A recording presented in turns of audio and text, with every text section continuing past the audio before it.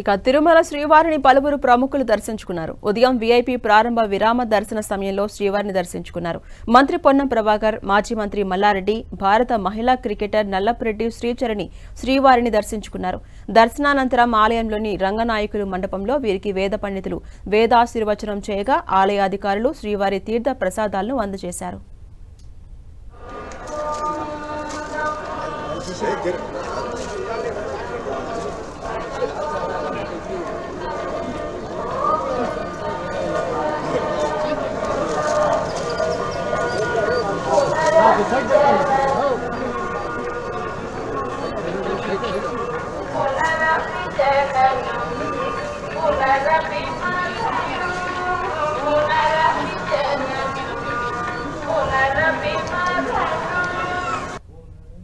ఇప్పుడు భగవంతుని ఏం కోరుకున్నా అంటే మళ్ళీ మా కేసీఆర్ సీఎం కావాలని కోరుకున్నాను.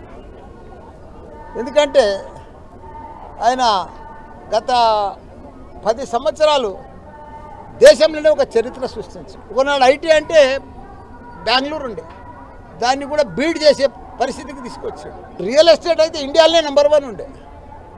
అలాంటిది ఇప్పుడు చూస్తే అంత ఆగమాగము పరిస్థితి కష్టం. రియల్ ఎస్టేట్ లేదు, ఎక్కడ కూడా పరిస్థితి బాగలేదు. ఒకనాడు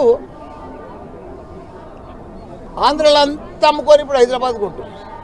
ఇప్పుడు అంతా రివర్స్ అయిపోయింది. మళ్ళీ ఇప్పుడు ఆంధ్రలో మన తెలంగాణలో ఇప్పుడు అమ్మితే కూడా అమ్మబోతలేదు.